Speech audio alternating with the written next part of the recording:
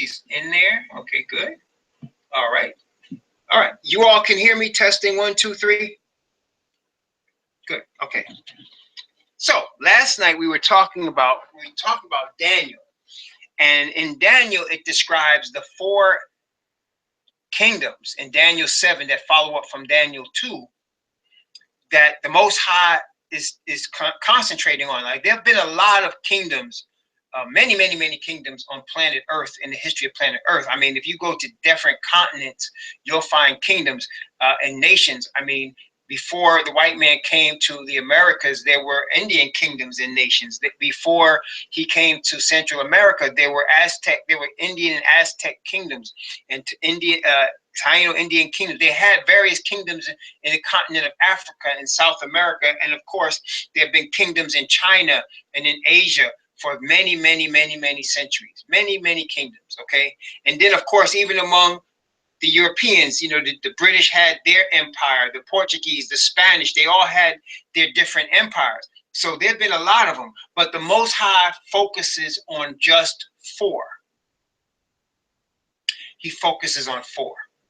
He focuses on the Babylonian Empire, the Medo-Persian Empire, the Greek Empire, and finally the Roman Empire. He focuses on 4. And these 4, in their order, one after another: Babylon, followed by Medo-Persia, followed by Greece, and then followed by Rome. Now, the thing we studied last night about the Rome Empire, which also shows us in Daniel 2, in Daniel chapter 2, and let's look at that briefly. Daniel chapter 2. Last night we looked at 7. I just want to show you 2 for this point about the empires. Daniel chapter 2. This is where Daniel interprets Nebuchadnezzar the king's dream. And first he tells him what the dream was, because Nebuchadnezzar had forgot what the dream was. So Daniel tells him the dream, and then Daniel interprets the dream for him. So let's look at Daniel chapter 2. And we're not going to read the whole thing, but I just want to go into the image that Daniel saw, that Nebuchadnezzar saw. Let's take a look at it. Daniel chapter 2, I'm going to read from verse 31 down to verse 35. Daniel chapter 2 from verse 31 to verse 35. And please pay close attention to the different metals that are mentioned here. Thou, O king, sawest, and behold, a great image. This great image, whose brightness was excellent, stood before thee, and the form thereof was terrible. This image's head was of fine gold, his breasts and his arms of silver, his belly and his thighs of brass, his legs of iron, his feet part of iron and part of clay. Thou sawest till that a stone was cut out without hands, which smote the image upon his feet that were of iron and clay, and brake them to pieces. Then was the iron, the clay, the brass, the silver, and the gold broken to pieces together, and became like chaff, like the chaff of the summer threshing floors. And the wind carried them away, that no place was found for them. And the stone that smote the image became a great mountain and filled the whole earth. I want you to notice that you had gold, of course, silver, brass, and iron, and then you had iron mixed with clay. But the important thing I want you to notice here is that the iron goes all the way down into the feet. It goes all the way down from the legs into the feet to the part where the stone smote it. Why is that important in what we're talking about here? Well, the 4th kingdom, which was made of iron, is representing the Roman Empire, the Roman kingdom. And what this dream is showing Daniel and showing us is that at the end of the earth, when the Messiah is getting ready, when the Messiah sets up his kingdom on earth, the Messiah has already been given the book containing his kingdom, containing the inhabitants or the servants or the population of his kingdom. He's already been given that. We saw that in Revelation chapter 4. In 1844, he was given that. and he began to unseal it. That's why you get the 7 seals. And we're in this finished the 6th seal right now. He's about to open the 7th seal. Those are the inhabitants of his kingdom. He's already been given the earth as his kingdom. He's going to redo it and populate it with the people that he has in that book of life. And so we already saw Daniel 7, where the Most High, the Ancient of Days, gave him this kingdom. And also Daniel in Revelation chapter 4 and 5, where he received this kingdom. And it's just like somebody inheriting a house that's been broken down. And Charles said, this is your house, you got to fix it up. So he's going to fix up this earth. That's why Revelation 21 says, I saw a new heaven and a new earth, for the first heaven and the first earth were passed away, and there was no more sea. So the Messiah is going to be king of this earth. There'll be no other king but him. This is going to be his kingdom, and we're going to be his servants of his kingdom. That's why, as we saw we haven't seen it yet, but when we get to Revelation 19, you're going to see him being proclaimed as King of Kings and Lord of Lords. So he's the prince that's inheriting this earth as his kingdom. The key thing is, before that happens, the Bible shows us that Rome is going to be playing the role, a major role in events of Earth's history at the time of the Earth's destruction and the Messiah's claiming of this kingdom, this earth as his kingdom. Because the iron goes all the way into the feet. So no matter what you see on planet Earth in 2016, what nations start to say whatever they say, you need to understand that behind the scenes, Rome is in charge and they're running everything. The iron is in the feet. Okay? Iron is in the feet.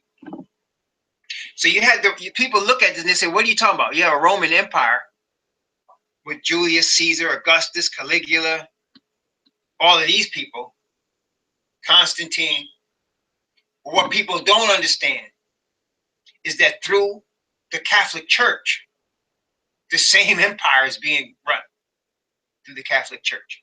And so I brought up Daniel 2 to show you how the feet have iron and clay, because it's the iron. And let's talk more about the iron. Daniel chapter 2, verse 40 and 41. Actually, from 40 down to 44. Right. From 40 down to 44. Thank you, Sister Josie. Scripture says, and the 4th kingdom shall be as strong as iron. That's the Roman. For as much as iron breaketh in pieces and subdueth all things, and as iron that breaketh all these shall it break in pieces and bruise. Whereas thou sawest that the feet and the toes part of potter's clay and part of iron, the kingdom shall be divided, but there shall be in of the iron.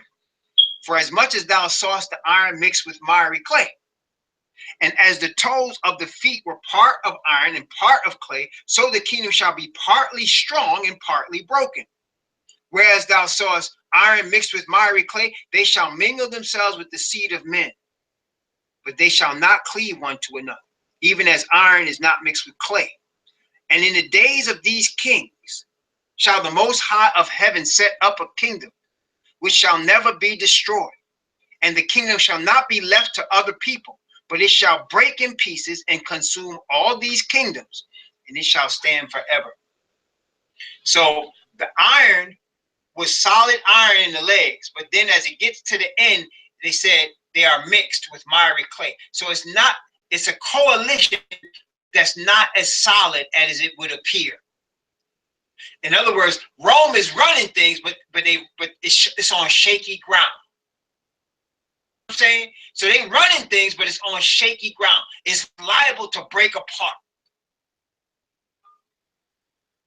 And we're going to see that as we look here today at Revelation chapter 17. So let's go to Revelation 17. And last night we read the first few verses, which we're going to start today with. Revelation chapter 17, from verse 1 down to verse 3. Revelation chapter 17, verse 1 to verse. And there came one of the 7 angels which had the 7 vials, and talked with me, saying unto me, Come hither, I will show unto thee the judgment of the great whore that sitteth upon many waters, with whom the kings of the earth have committed fornication, and the inhabitants of the earth have been made drunk with the wine of her fornication.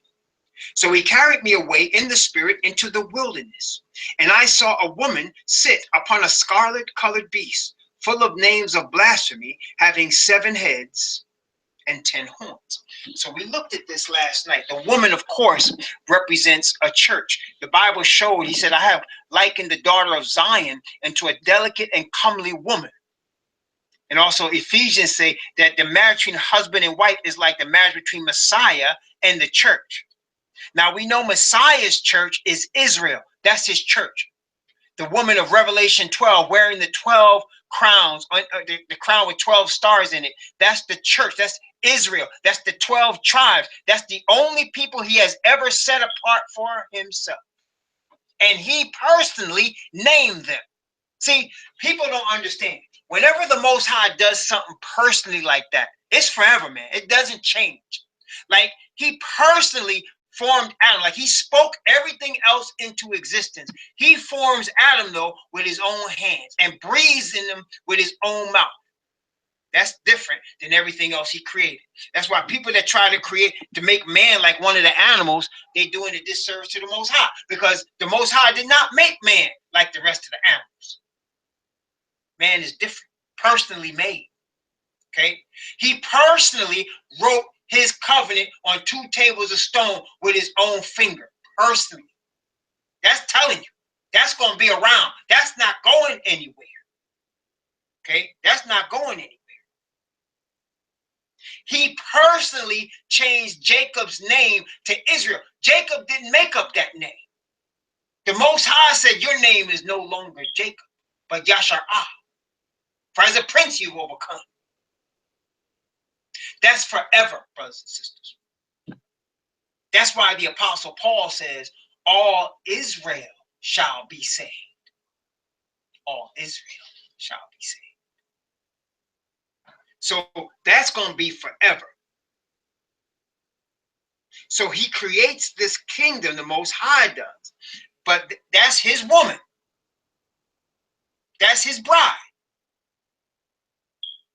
The devil has a bride too. That's this woman in Revelation 17. Whereas the daughter of Zion is likened unto a pure virgin, all in white. See, notice what it says, Ephesians chapter 5. Ephesians chapter 5.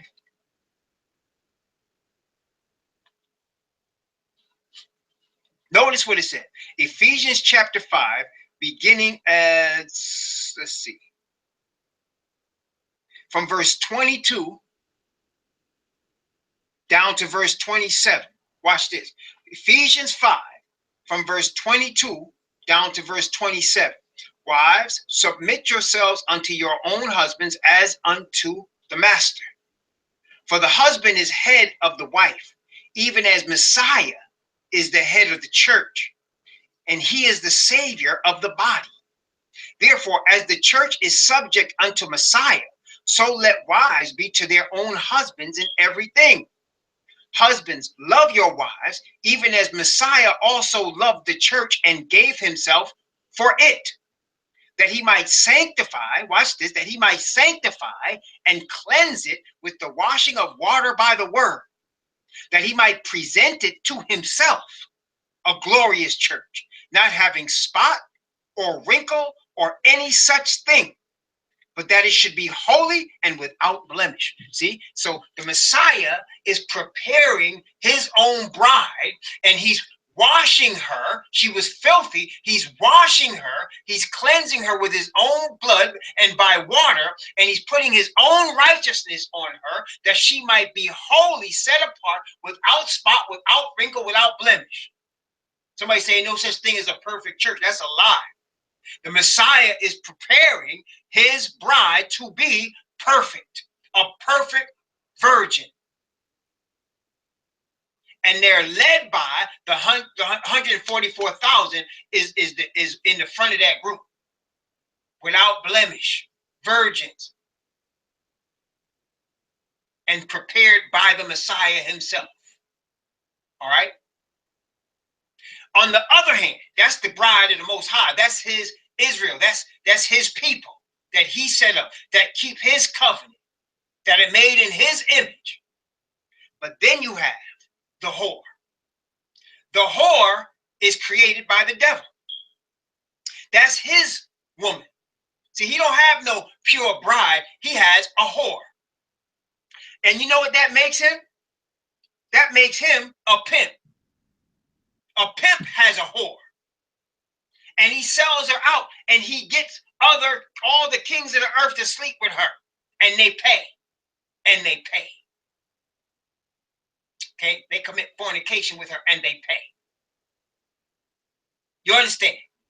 So this church is the devil's called out woman. He calls her out from truth. The Most High calls out his people from bondage. The devil calls his into bondage. They're opposite sides. The devil calls his into bondage. People think they're getting something, but they're really going into bondage. And remember what we read in Daniel.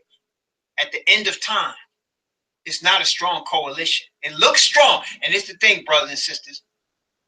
You recall in the Bible how often the children of Israel faced enemies that were bigger and more powerful and more numerous and stronger than they were. You see how many times Messiah fought for Israel and overcame all their enemies, starting with the Egyptians who had a powerful army, and then taking 7 other nations that were stronger than Israel and overtaking them because Messiah was with them. And let me tell you something. The Most High shows his power and his strength when he allows his people to see their weakness and allows the enemy to look stronger than the people. And here we are in the end of time. And brothers and sisters, there's going to be governments with armies, with tanks, with guns, with all types of technology and devices that will see everything you do, that will be able to overcome all other nations. But when it comes to those putting their trust in Yah and in his word, they will crumble. Their kingdom is weak. It will not stand, brothers and sisters. It will not stand. It will not stand. And so here, this is where we at right now. We're in a situation where the devil's developing his whore and all of the churches of the earth. And they look strong. They got all kinds of money and buildings, and they got armies behind them, and they got gold, and they got silver, and they got everything. And the people of the Most High don't have anything in terms of wealth in this world. The Most High's people are not wealthy, not in this world's goods. The Most High's people are just average folks. They're like Goyim in this earth, but they are his chosen, the apple of his eye, and they keep his covenant, and he will rise for them, as we're going to see here. So this woman is a whore, the devil's whore, that is committing fornication with all the kings of the earth. So the kings of the earth and of the world are paying for their turn with her. Okay? The woman was in the wilderness. Verse 3 shows she was in the wilderness riding this scarlet colored beast in the wilderness, which means that she operates, her game is in secret. Her game is run in secret, so that the people of the earth have no idea who she really is. She leads a double life. People look at her and they see somebody pure, but the spirit of the Most High indicates she's living a double life. You got me? So nobody on the earth understands that she's really pulling the strings of the governments that she's riding, because beast represents a kingdom or a government. So she's riding this government, a world government that's controlling everything. She controls it. Are you testing? Can you hear me? I want to make sure you got me. So this Romish church is controlling everything. Its priests, It's Jesuits, it's different orders. And we talk a lot about the Jesuit order, and they are important, but they got a lot of orders in the Catholic Church. The Dominicans they got a Dominican order, the Dominican from St. Dominic. They got Knights of Columbus. They got different orders. Knights of Malta. These are different orders of the Roman Church that perform their will, and so they got a lot of orders, but nobody understands that these are running the earth right now. They infiltrate every organization, every religious organization, every so-called Christian church. They are everywhere, but their coalition is weak.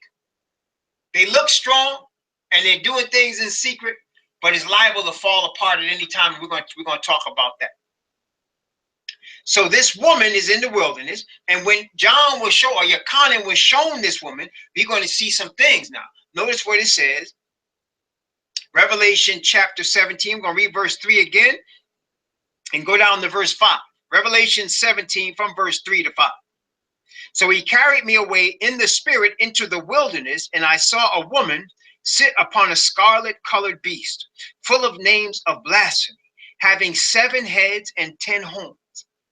And the woman was arrayed in purple and scarlet color, and decked with gold and precious stones and pearls, having a golden cup in her hand, full of abominations and filthiness of her fornication. And upon her forehead was a name written, Mystery, Babylon the Great, the mother of harlots and abominations of the earth. And I saw the woman drunken with the blood of saints and with the blood of the martyrs of Yahushua. And when I saw her, I wondered with great admiration. Let's stop right here. So, brothers and sisters, we see her in the wilderness. So we already talked about her operating in secret. In other words, she does all her dirt in secret. In the eyes of the earth, the Roman church looks like some holy thing. And they have this pope that the newspapers are always putting his face in newspapers and television or internet, because his people run all the media. So they keep his face in the news. He is no great man, but they have the Roman Pope all over the place. It doesn't matter which Pope it is, whether it was this one, Francis, or whatever the last one, I forgot his name now, but the last one before him and the one before that, it doesn't matter. Ratzinger before that, and I forgot what they called him, Benedict.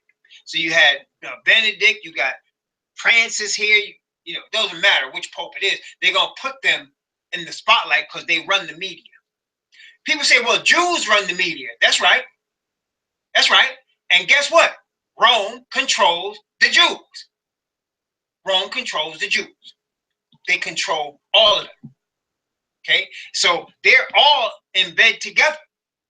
So the fake Jews that are out there in the Middle East claiming a right of return to a land that they never owned, that doesn't belong to them because they're not even Semites, they got that from the power of Rome, and Rome's tentacles control the United States and Britain. The Queen's crown is owned by Rome. Okay?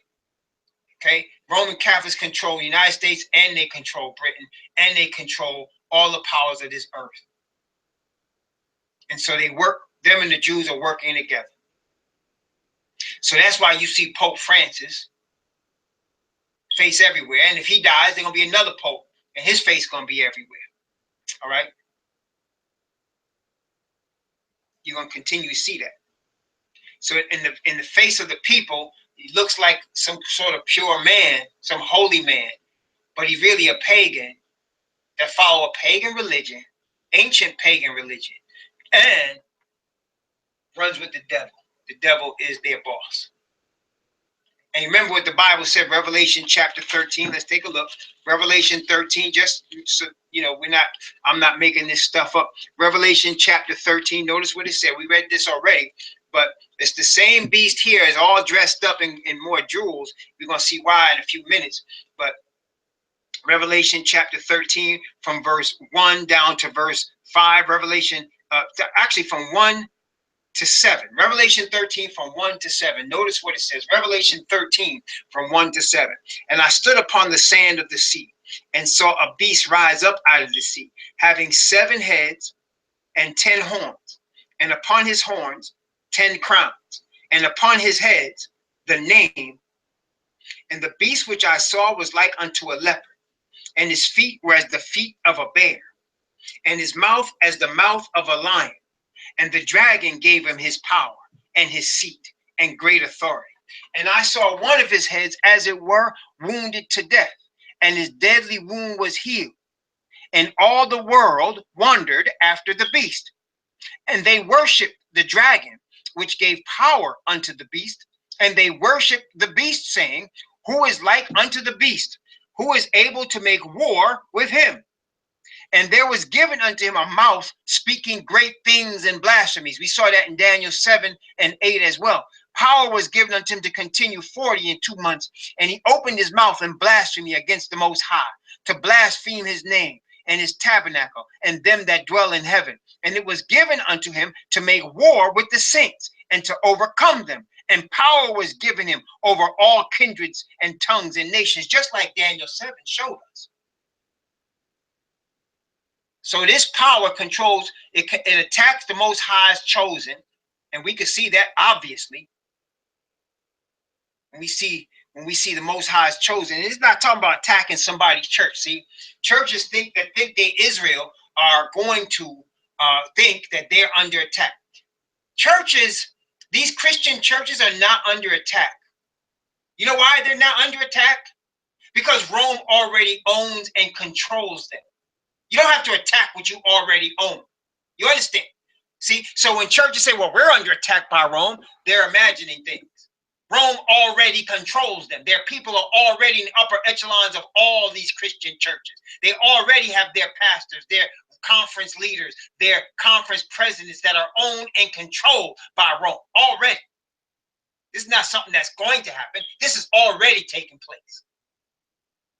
And the problem is most of the people are totally unaware, or if they are aware, they don't want to know that their so-called Protestant church, and I don't care which one it is, whether it's Mormon, SDA, Baptist, Pentecostal, Jehovah's Witness, they're all controlled by Rome. All of them. Doesn't matter. So that's not who he's talking about. He's talking about Israel, his chosen people that this Pope has destroyed and is able to overcome. Talking about the people that used to keep the covenant, the ones that follow the Mashiach, the ones that know the Most High's name. And people that want to be ignorant, willful ignorance, they're going to end up with death, because that's what willful ignorance brings you, death. Willful ignorance brings death, and that's what they're going to receive. So this Pope, this church, that's a conglomeration of all ancient powers, Babylon, Media, Persia, Greece, and of course, pagan Rome. I want to show you something here, because back in Revelation chapter 17, on the woman's forehead, first, notice the woman. Notice the woman. It says she's arrayed, she's dressed in purple and scarlet color, and decked with gold and precious stones and pearls. So she's decked with expensive stuff. She has money. She has money. Well, she makes a lot of money. She's a whore. She gets paid. Kings come into her. She gets paid. Okay? So Rome, the church, has a lot of money. They're always crying poverty. They close in parishes, and that's all a front. They got vast vaults in Sweden full of gold. They get paid on all the transactions that people do on the earth. They get paid. They get a piece of everything. You think the Queen of England has all the gold? That gold she has is Rome's gold. she's lent to her. Okay. So they have the money, and they're control, and they have power. But you see, brothers and sisters, even with that, see, as you're going to see, the coalition with the nations of the earth, with the kings that have fornicated with her, the agreement is weak. And that is one of the major differences between the whore and her people and the Most High and his people. You see, the connection between the Most High Yah and Israel is so strong because it's bound together by the Messiah. Messiah's connection with Father is so strong that even the prospect of eternal separation could not break the Messiah because he's divine. And through the Messiah, because of his high priestly ministry, because of his sacrifice, the people of earth that connect with Yah bound to him, that nothing could break them. That's why they're willing to lose everything. Lose friends, lose family, lose churches, lose every earthly thing, rather than lose their connection with the Most High Yah and his word. And you can know who they are because not many people are willing to do that. Most people want to call themselves Christians and keep the things of this world. They want the money of this world, the power of this world, the glory of this world.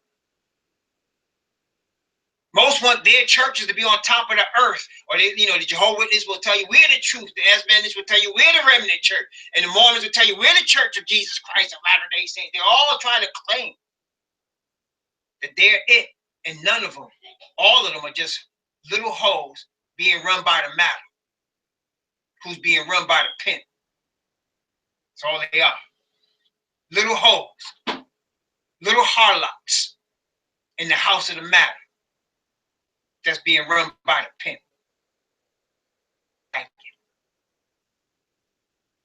But they got money. This hoe got money. She got money.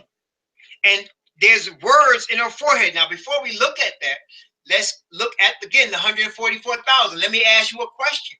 According to the scriptures, what's in the forehead of the 144,000? What's in the, see, the forehead's an important thing in the Bible. What's in the forehead of the 144,000? What's in their forehead? See, the woman, that's right. The Bible says the seal of the Most High Yah is in their foreheads. They say it has the Father's name. That's what Revelation 14 told us. And he said, I saw a lamb on Mount Zion, and with him 144,000 having his Father's name written in their foreheads. Yahweh exists. Yahweh lives to save. That's what his name means. Yah lives to save. Yah exists. He is. That's in their foreheads. And that is also including character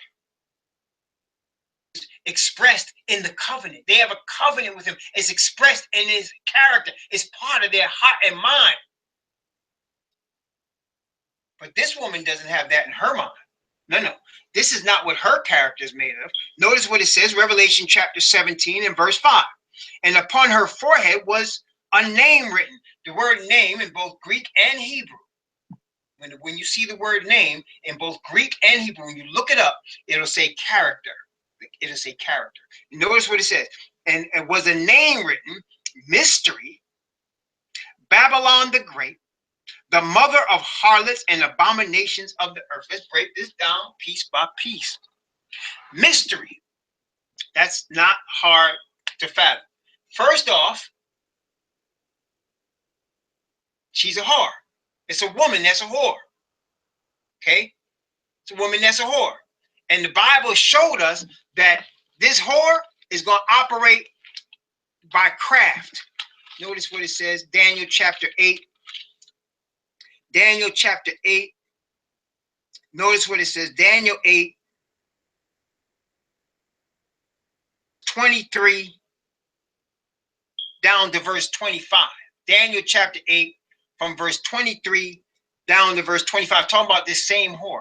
And in the latter time of their kingdom, when the transgressors are come to the full, a king of fierce countenance and understanding dark sentences shall stand up, and his power shall be mighty, but not by his own power.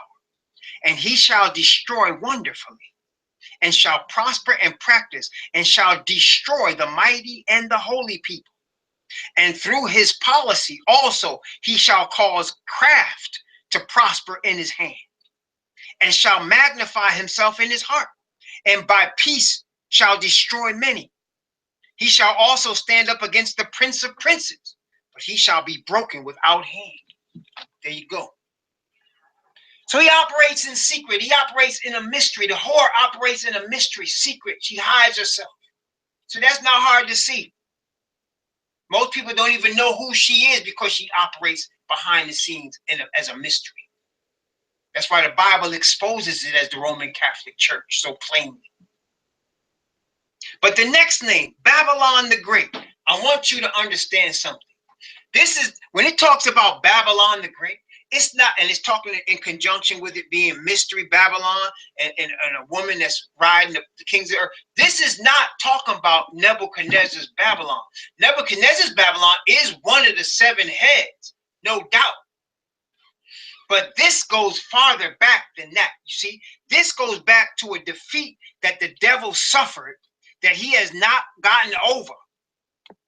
And all of the powers that he has created over the last 6,000 years as a result of this defeat has been based on what this religion he started to try to create was based on. This goes back all the way back to Ham. It goes all the way back to Nimrod. Let's look at Nimrod, who was the son of Cush, who was the son of Ham. This is Genesis chapter 10. Genesis chapter 10, beginning at verse 6 and going down to verse 10. Notice what it says. And the sons of Ham, Cush and Mizraim and Put and Canaan. And the sons of Cush, Seba and Havilah and Sabta and Ra'amah and Sabbatkah and Ra'mah and Sheba and and the sons of Ra'amah, Sheba and Dedan. And Cush begot Nimrod. He began to be a mighty one in the earth. He was a mighty hunter before Yahweh, wherefore it is said, even as Nimrod, the mighty hunter before Yahweh. The beginning of his kingdom was Babel and Erech and Akkad and Calneh in the land of Shinar. Okay, so this Nimrod created what we know as Babylon. He created that kingdom. He started it there in the land of Shinar. And they wanted to build a tower to defy the Most High because they said he was a mighty hunter before Yahweh. That means he was worshipped instead of Yahweh. Nimrod was like a god. This black man was something else. And so the Bible marks it. It marks it with the birth of Eber's children. Eber was where you get Hebrew from. Notice it's Genesis chapter 10. Genesis chapter 10 from verse 24 down to verse 25. Genesis 10, 24 to 25. Arphaxad, one of the children of Shem, Arphaxad begot Salah, and Salah begot Eber. And unto Eber were born 2 sons. The name of one was Peleg, for in his days was the earth divided. Peleg means division. And his brother's name was Joktan. Now, Eber is where you get the name Hebrew from. Hebrew, the father of the Hebrews is Eber. From Joktan, his son, came the line that produced Abraham, Isaac, and Jacob. That's why they were called Hebrews, from Eber. The earth was divided at their birth, and that's what we see in Genesis chapter 11 at the Tower of Babel. Let's take a look here. Genesis 11 from verse 1 down to verse 8. Genesis 11 from verse 1, actually down to verse 9. And the whole earth was of one language and of one speech. So Shem, Ham, and Japheth, though they started 3 different types of people, they spoke the same language. All of them come off the boat speaking the same language. And it came to pass as they journeyed from the east that they found a plain in the land of Shinar and dwelt there. That's where Nimrod set up his kingdom, in the land of Shinar. Remember, Nimrod, the mighty hunter before Yahweh, in the beginning of his kingdom was Babel, Erech, Akkad, Calneh in the land of Shinar. Okay, that was Nimrod's kingdom. So they set up in the plain of Shinar and dwelt there. And they said one to another, it's in Nimrod's kingdom, go to, let us make brick and burn them thoroughly. And they had brick for stone, and slime had they for mortar. And they said, go to, let us build us a city and a tower whose top may reach unto heaven, and let us make us a name, lest we be scattered abroad upon the face of the whole earth. And Yahweh came down to see the city and the tower which the children of men builded. And Yahweh said, behold, the people is one, and they have all one language, and this they begin to do. And now nothing will be restrained from them, which they have imagined to do. Go to, let us go down and there confound their language, that they may not understand one another's speech. So Yahweh scattered them abroad from thence, from upon the face of all the earth, and he left off to build the city. See, so he scattered them, and it was called Babel. In Nimrod's kingdom, they tried to create a one world religion, one world government. They wanted Nimrod to be the head of it. They were making him God. This was ancient Babylon. It was the first Babylon. They called it Babel. Babel means confusion. The Most High confused their languages. That's why now in a lot of these secret societies, they use hand signals. You ever notice that? They use hand signals and pictures and different signals to speak to each other, because they're trying to defy the Most High who confounded the language. They're trying to say to the Most High, see, we can still communicate with each other even without you. This is the mystery Babylon the Great, the mother of harlots. This is what's on this woman's forehead. Okay, this is what's on this woman's forehead. This is the aim and purpose of the devil. He's trying to create a one world government, a one world religion. See, he's doing it in a slick manner. He tried to do it during the time of Nimrod, as we saw. He tried to do it also during what's called the Dark Ages, the period of time that the Bible continually references in Daniel and Revelation of 1,260 years. He continually has been trying to create a one world religion, whereas he gets all the worship. You have to understand, brothers and sisters, this is just not about power in terms of military and might. It's not about earthly riches. This is all about worship. It's a spiritual war, because the devil wants the earth to worship him. And he's creating kingdoms for that purpose. That's why the Bible says, and they worshiped the dragon, which gave power unto the beast, and they worshiped the beast, saying, who is like unto the beast? Who is able to make war with him? So they're creating a worship situation. And see, the people of the earth have no idea what is coming upon them and what is already being formed upon them right now. They have no idea that when they do away, and that's how he's doing it. You see, he doesn't have to get people to directly worship him. No, he doesn't have to do that. All he has to do is two things. He has to get the people to reject Yah, the covenant of Yah, and the Messiah. He has to get them to reject that. And he has to get them to accept his doctrine that man can be God. So wherever he can, he gets a man to exalt himself. In these denominations, in music and entertainment and politics, he gets people to exalt themselves, exalt their denomination, because that's the plan. He wants man to think he's God. If you are following the devil's doctrine, guess what? You are giving him honor and glory. You are following him. He knows this. Everybody follow me so far? So when he told Eve, the Most High doth know that when you eat of this fruit, ye shall be as gods, knowing good and evil, he was trying to push on her his doctrine, his unique doctrine. Forget the Most High, you can be God. And because I'm telling you this, you need to give me my props. That's why all of these churches are, like we said last week, they're becoming what? Narcissistic, very self-absorbed. People in these churches self-centered. You can, I'm going to tell you something.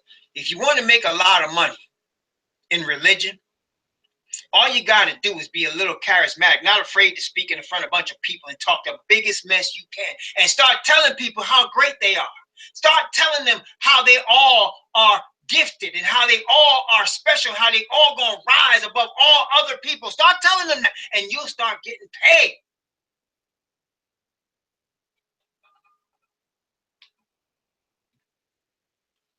become a 501c3, so you ain't got to pay no taxes, and you start raising big dollars. It's already happening. You see it all around us. Creflo Dollar and TD Snakes and all these other people writing these books, and really it's ghost writers helping them from Rome. And Joyce Myers and what's the other fools? Joel Osteen and all these people out here getting paid. Getting paid in religion. Getting paid. That's all you got to do, because it all goes back to the same thing. The devil saying you could be a god. Don't worship Yah. No, he ain't nothing. You could be a god. You need to be exalted. You need to be risen up. He even tried it with the Messiah.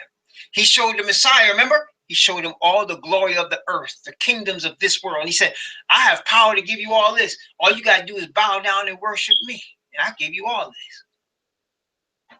You think some of these entertainers that have hundreds of millions of dollars, and let me tell you something. Let me use an example. Kim Kardashian has no talent. She got big breasts and a big butt, but so do 10 million other women. But she got no talent, and she gets paid. She gets paid.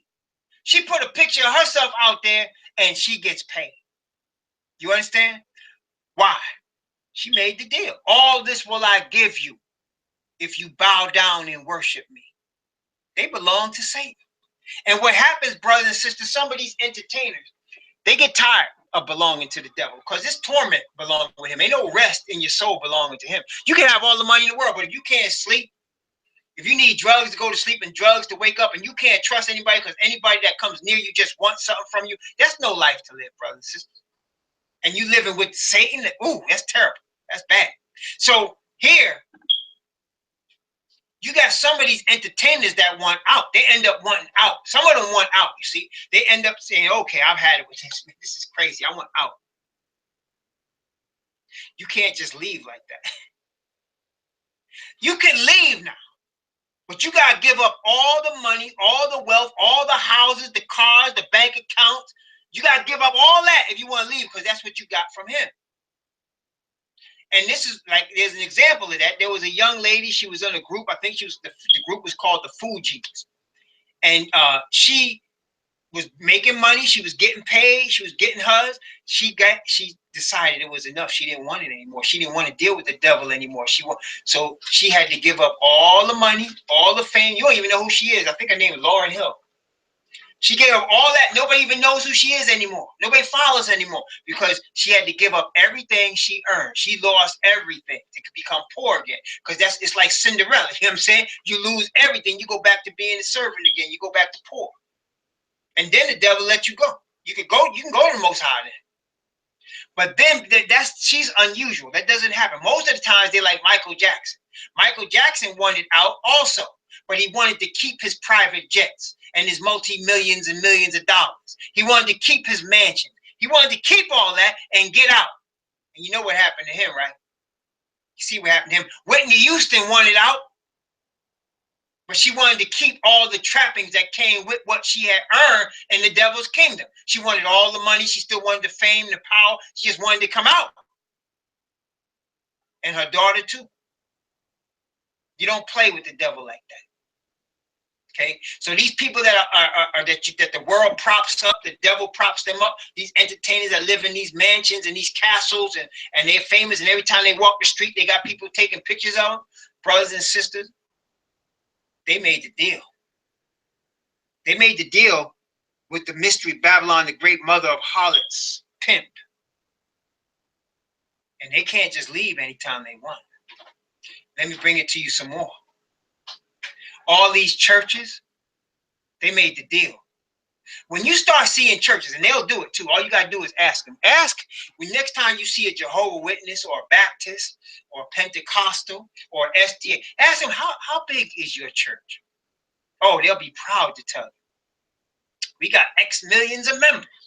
We got publishing houses and church buildings and office buildings, and our church is worth billions. They're telling you right there. They made the deal. And you can't just come out for making the deal. Just like Michael Jackson couldn't, just like Whitney Houston couldn't, these corporations can't do it either. You can't just back out. You can't. That's why people are waiting for their churches to repent. Ain't gonna happen. You can't just back out, brothers and sisters. The whole thing's got to be destroyed for it to come out. Individuals can come out of there. That's why we tell you, if you following the truth, stand up for the truth in these churches. You ain't got to worry about leaving your church. Stand up for the truth in your church if you say you love your brothers and sisters, and watch how quickly they kick your butt out. Watch how quickly they get rid of you. They don't want nothing to do with truth. They made the deal. They want the money and the power that comes with that organization, whichever one it is, doesn't matter. All of them got money. They made the deal. Okay? Just as they offered that to Messiah, they offer it to these churches, and they made it. You become 501c3. You set up your system after the order of Rome. You have the same type of hierarchy, and you get paid. Put up big buildings, and they'll come. That's what they do.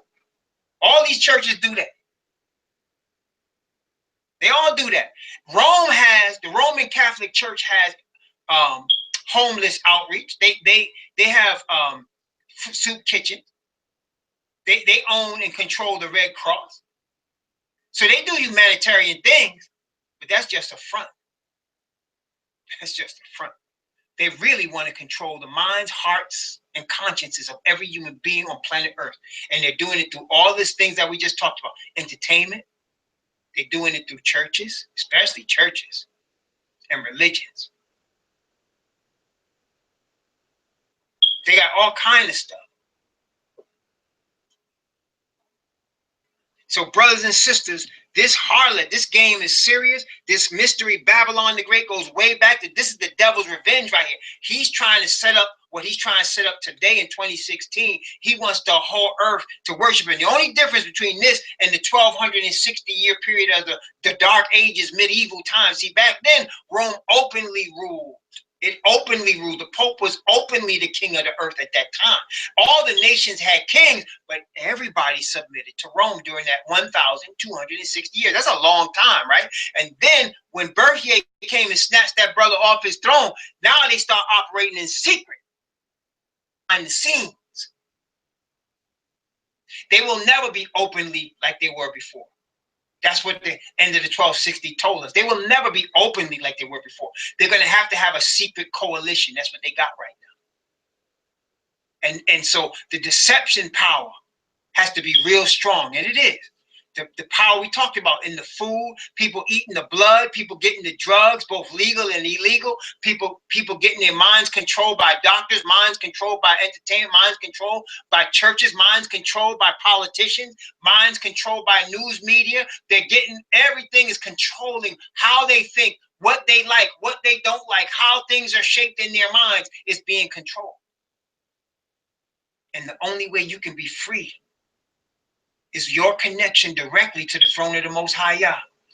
And you can only connect to that throne through the Mashiach Yahushua. And even him, they present to the earth a white Jesus with a bleeding heart, with blue eyes and blonde hair. That's what they present to the earth. A soft, flowery man, when he was really a black Hebrew that gave his life for Israel and through Israel to the earth. When he really has woolly hair and he really gonna come back. They don't believe he's gonna come back. That's why they give these false images of him, and they want everybody to believe that. The other they say, and don't worry about doctrines, just love. That's about as weak as the words sound like. Love is important, brothers and sisters, but there's no love where there's no obedience to the Most High. He said, if you love me, keep my commandments. This thing is about loyalty.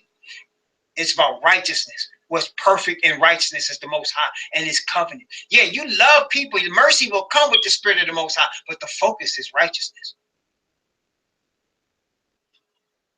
The Most High loves the world. He gave his only begotten son. He loves Israel. He gave himself for. He wants us to show our love for him by our obedience to his word. And let me tell you, obedience to the word of the Most High in 2016 is a rare thing. Ain't nobody obeying his word that's in these churches. When you start obeying his word, when you start reading it and obeying it, there's many people that will give you testimony. People have started looking at the Bible for themselves. Not a whole bunch, but they'll tell you, they'll start looking at the Bible for themselves, and all of a sudden they find themselves kicked out their church. They can't come back. Okay? Oh yeah. They like to keep Messiah as a little baby in the manger, a little white baby with 3 people around him. He was in a stinky manger with cow dung. He was a black baby that had to go to black Egypt to hide. Come on now. People need to, and he was not born on December 25th. That's a pagan holiday.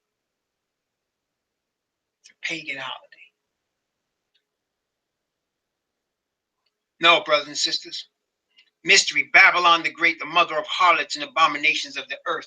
This is the devil's creation. He created the Roman church as a conglomeration of spiritual powers of Babylon from the past, conglomeration of earthly kingdoms that he had run from the past, a conglomeration of these things he has made. He's got the woman, his church, riding it. She's got money and power, and she hates Israel. She hates Israel. Own priest. She don't need the children of the Lawayim. Levi, some people call Levi, the Lawayim. She don't need that. She got her own priests. She got her own intercessors. She got her own holy father. She don't need Most High Yah. They got their own goddess. They call her Mary. They got their own saints made out of porcelain and stone that people light incense to and candles to and worship and pray to. They got their own. But it's shaky. It's shaky, brothers and sisters. It's very shaky. Very shaky. Bible says it's iron and clay. The coalition is weak. See, what we're looking at is like the Wizard of Oz. Dorothy and them went up that yellow brick road, right? And they thought there was a big monster behind the curtain. And they got up to the mansion and they pulled the curtain and there was this little weak man behind them. Here. When the Most High Yah sends his plagues and his judgments on this earth, you're going to find out how weak man is. You're going to see. Right now, he's real powerful. Right now, he controls everything. He sees everything. He can watch you. Big brother everywhere. That's okay. Only for a little while. And it's not people on the earth. See, there are people that are so scared. A lot of these white people are scared. What are they scared of?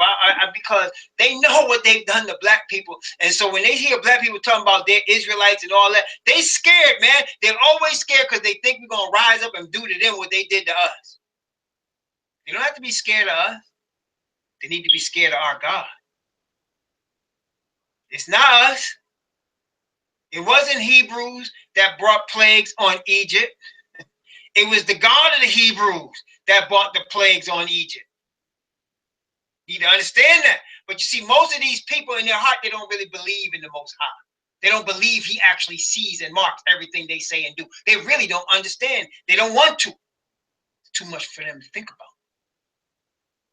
That there is a Most High, a creator that put the sun in the sky and the moon in the sky and the stars in the sky. He set the earth in motion and put man upon it. There is a creator that made every bird, every fish, every animal. There is a creator that sees the number of hairs on everybody's head and knows them individually. There is a creator. You need to worry about him. You need to be on his side.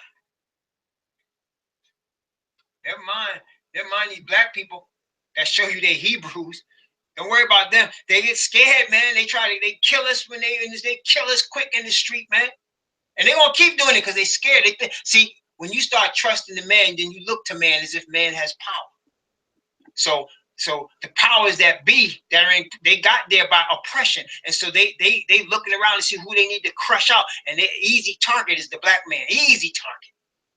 They kill him and jail him, imprison him, use him, abuse him, exploit him, and they scared of him. But they ain't got to be scared of him. They better be scared of the God that created him, the Most High Yah. Better be scared of him, the God of Israel, that created Israel and named him, that wrote his covenant with his own fingers. Better be scared of him. He's the one that's going to pull these things off. Now, we're going to stop here for a minute at verse 5. And we're going to come back because I'm going to take you on a detour that's going to show you exactly how this thing is going to break off. It's a detour in the Old Testament. I'm going to take you. But I'm not going to take you today. I'm going to take you next Friday by the grace of the Most High. We're going to stop right here. Let's have a word of prayer. We're going to come back and I'm going to take you on a detour, which is going to show you how these kingdoms are going to crumble.